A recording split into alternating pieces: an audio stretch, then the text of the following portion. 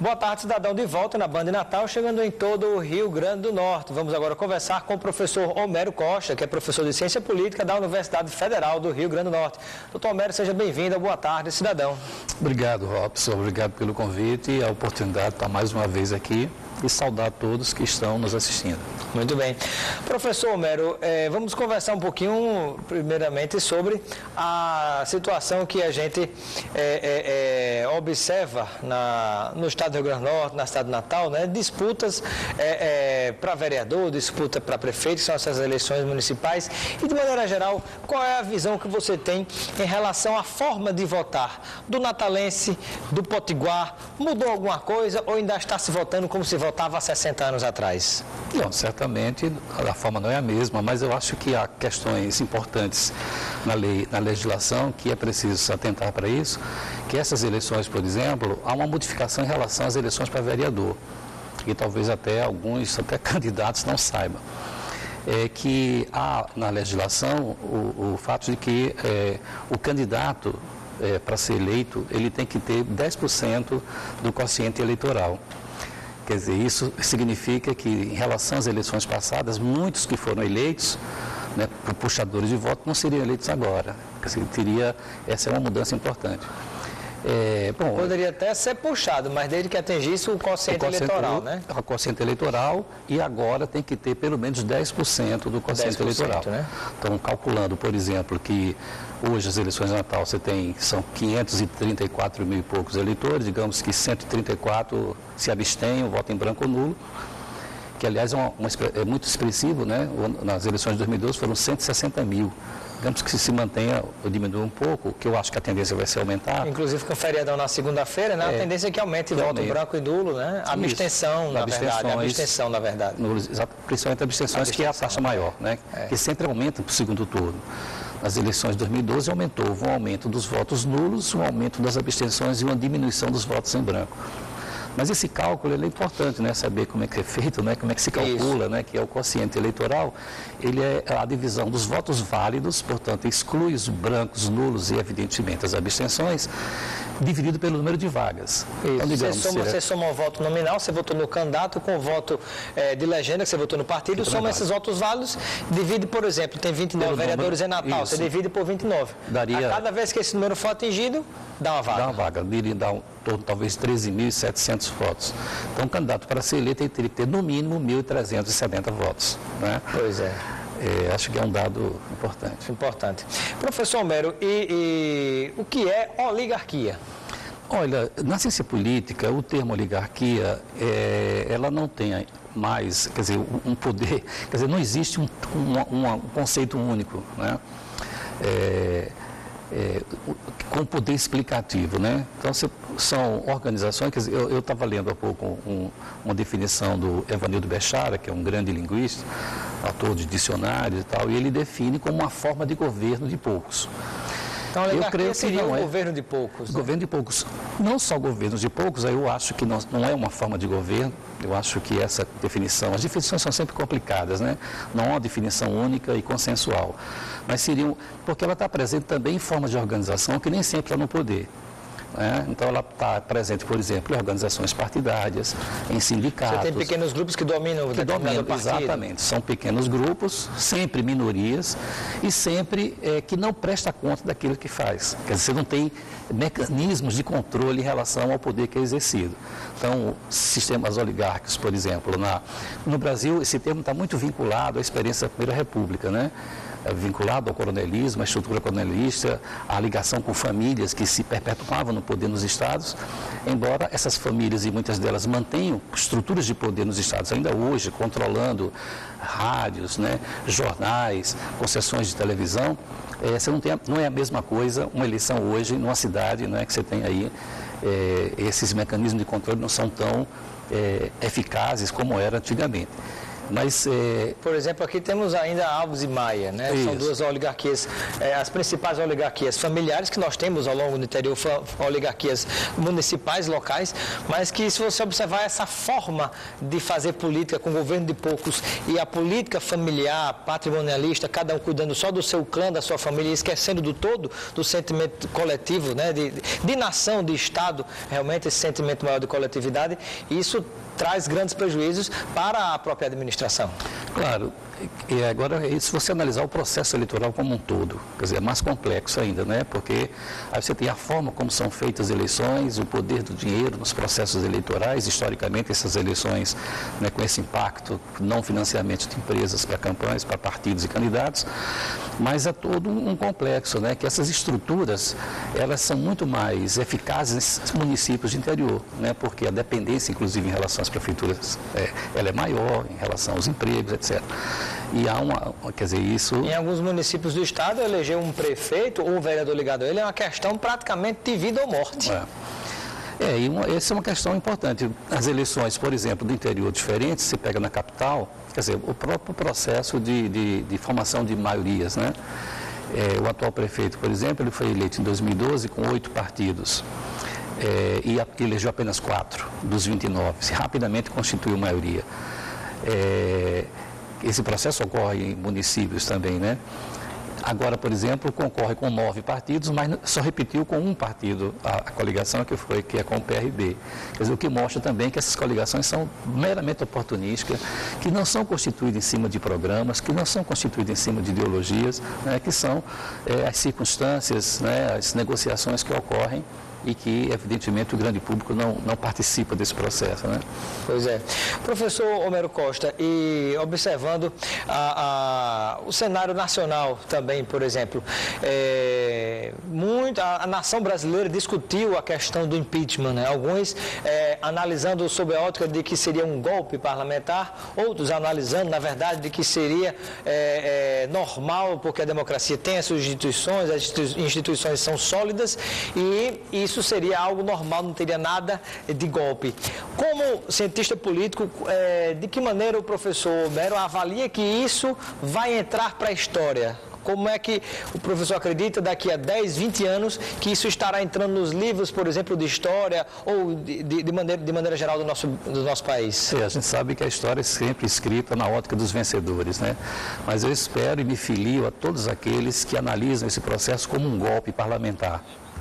Não foi comprovado o crime de responsabilidade, tanto as pedaladas fiscais, né, e pretextos como corrupção foram meros pretextos para o golpe, né? Houve um golpe parlamentar, uma vasta articulação de interesses que vai desde setores do judiciário, da mídia hegemônica, né, que construíram o cenário para que isso ocorresse, né, num Congresso completamente desmoralizado, hipócrita, né, porque julgaram uma presidente, um processo de muitos dos quais, tanto deputados como senadores, envolvidos em corrupção, réus em processo por corrupção, e julgando uma presidente por crime que ela não cometeu. Uma grande parte do Congresso recebeu, ora diretamente, ora indiretamente, através do seu partido político, recursos de campanha de empresas que estão na Lava Jato, exatamente, que superfaturaram o contrato. Exatamente. Então, são coisas assim formidáveis que a gente assiste e fica prestando atenção. É curioso a hipocrisia, tanto na votação dos deputados na Câmara como no Senado, um monte de hipócritas, né, são réus em processo por corrupção e falando contra a corrupção. Alguns em processos criminais, inclusive. E há um outro detalhe, professor Homero, ontem, né, é um fato divulgado por toda a mídia nacional, o ex-presidente do Supremo Tribunal Federal, o ministro Ricardo Lewandowski, que presidiu a sessão de cassação do mandato da presidente, do impeachment da presidente no Senado, declarou ontem, né, à revista Carta Capital, que, na verdade, aquela votação foi um tropeço, o impeachment foi um tropeço na democracia. Ora, ele que teria, entre aspas, dado respaldo a tudo aquilo, agora, digamos assim, abriu o jogo, disse a verdade que realmente algo aconteceu que seria absurdo, segundo a interpretação dele, um tropeço na democracia. Exatamente, eu acho que houve, com consequências ainda imprevisíveis, né? a gente não sabe exatamente o que vai acontecer daqui para frente. Aqueles que se opõem, que se opuseram ao golpe, têm feito manifestações públicas, inclusive aqui em Natal hoje, em várias capitais e cidades do país, mas o que vai acontecer é imprevisível. Agora, eu acho que houve realmente um golpe, e que um golpe contra a própria democracia, porque as regras, né, foram violadas, né, no Congresso Nacional. Muito bem. E a declaração do ministro poderia ter sido dito antes, né, quando estava ocorrendo, dizer esse processo aqui é um tropeço em relação à democracia. Deixou para dizer depois, quando o fato estava consumado, né? Pois é. Nós vamos a um breve intervalo, daqui a pouco a gente volta respondendo perguntas de telespectadores e conversando também sobre política no nosso estado, na nossa cidade, no Brasil, com o Dr. Homero Costa, professor de Ciência Política da Universidade Federal do Rio Grande do Norte. Mas eu quero lembrar você que nos acompanha, fique ligado, férias de final de ano, a gente às vezes deixa as coisas para a última hora e perde a oportunidade. Pois é, o tempo passa tão rápido, num piscar de olhos já é Natal, Ano Novo, daqui a pouco já é veraneio, Carnaval, né? E na correria do dia a dia, a gente esquece de dedicar um tempo para cada um de nós. A gente trabalha tanto, saia da rotina, lá na CVC, você compra agora a sua viagem de dezembro e janeiro com preços imbatíveis, em até 12 vezes sem juros. Antecipe a sua compra e garanta uma viagem de férias inesquecível com a sua família. Afinal, você merece sim essa recompensa. Férias de final de ano é com a CVC. CVC sempre com você. Fique atento, fique ligado. Lá na CVC está presente com lojas em quase todos os shoppings de Natal e em várias lojas do interior do Rio Grande do Norte também. Aí em Mossoró também tem, em Açu, em Currais Novos. Dê uma passadinha na loja da CVC. E detalhe, tem passagens com hospedagem e alguns pacotes que às vezes, por menos de R$150, alguns um pouco menos de R$200, você pagando mensalmente esse valor, você vai para a Europa, você vai para a Argentina, você vai para o Uruguai. Então tem algumas promoções que vale a pena você consultar e aproveitar aí essas férias de fim de ano, como também vários feriadões que surgem ao longo do tempo. Até já, de volta com Boa Tarde, Cidadão. Boa tarde, cidadão, de volta na Banda Natal, chegando em todo o Rio Grande do Norte, conversando com o professor Homero Costa, professor de Ciência Política da Universidade Federal do Rio Grande do Norte. Temos aqui a pergunta do Joanei Ferreira, que está nos acompanhando na cidade de Natal, no bairro de Cidade Satélite. Ele gostaria de saber do doutor Homero, professor do FRN, a sua opinião e um esclarecimento sobre o que é estelionato eleitoral. Olha, acho que isso é um aspecto importante porque a legislação brasileira não pune como crime o estelionato eleitoral. São mentiras que os candidatos dizem nas suas campanhas eleitorais, sabendo inclusive que não vai cumprir com o que está dizendo, engana o eleitor através do marketing e eu defendo inclusive que seja criminalizado, né? Promessas não cumpridas. Quer dizer, uma coisa é não cumprir em função das circunstâncias, outras é sabendo que não vai cumprir, faz promessas eleitorais, sabendo que não vai cumprir. Então você pega as propostas dos candidatos, do atual prefeito, o que é que ele prometeu em 2012 que não fez, né? E se isso se configura ou não um estelionato eleitoral. Você pode justificar, ia construir 34 escolas, construiu 13, por que ele não construiu as outras? Exato, muitos se transformam em repromessas, né? E, por exemplo, fazer aquilo que ele não fez, né? Enfim, aí promete novamente e possivelmente, talvez, possa nem cumprir o que promete. E ele complementa a pergunta aqui, se, por exemplo, vamos dizer que aconteça, isso já é público, né? Que aconteça, por exemplo, o fato de que é candidato a prefeito, aí renuncia, o pessoal vota confiando que ele é o candidato, aí renuncia, assume o vice, por exemplo, Álvaro Dias, para ele ser candidato ao governo do estado. As pessoas achavam que estavam votando na pessoa, daqui a pouco outra vai se sentar na cadeira. Isso pode ser considerado um estelionato eleitoral? Porque não é só específico daqui, né? Você não vai só, digamos, fulanizar e dizer que é o caso específico do prefeito daqui, isso ocorre também em outros lugares, né? Mas seria uma forma de deixar claro o jogo, né? E que se está sendo candidato a prefeito é para cumprir um mandato e não para renunciar a negociações de bastidores que a população não conhece. Não estou dizendo que aconteceu com isso, com esse, especificamente aqui. O prefeito negou, apesar de que o seu líder na Câmara, o vereador Ranieri Barbosa, disse claramente que ele, no primeiro turno, ele será sim candidato ao governo. O atual prefeito negou que será candidato, que não vai cometer esse tipo de coisa, né? Porque, bom, se ele disse a palavra dele, a população, caso ele venha a ser eleito, que se cumpra, porque na verdade ele poderia ser interpretado como um estelionato eleitoral. Se o assunto foi colocado e a pessoa afirmou categoricamente que não vai renunciar. Se isso acontecer, realmente, vamos ver que julgamento o natalense fará, né? Isso.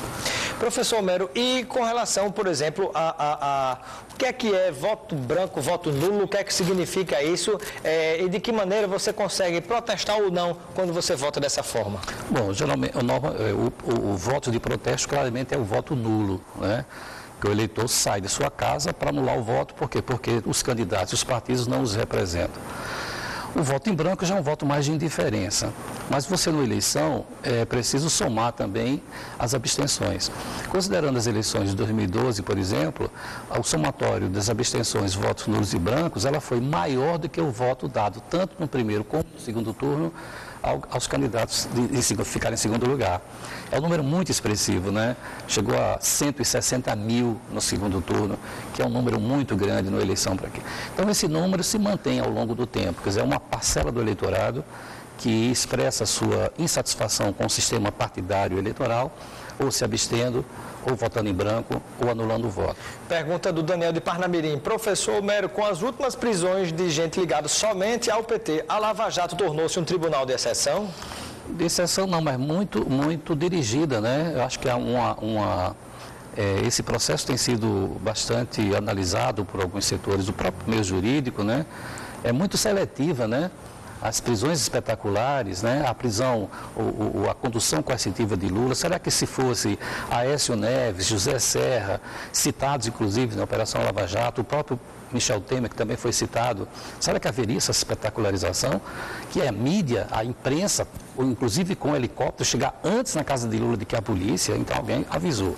Então, e agora mais recentemente com esse integrante da Lava Jato lá de Curitiba, essa espetacularização, né, com inclusive PowerPoint e tal, estardalhaço, que ele certamente não faria se fosse com outro.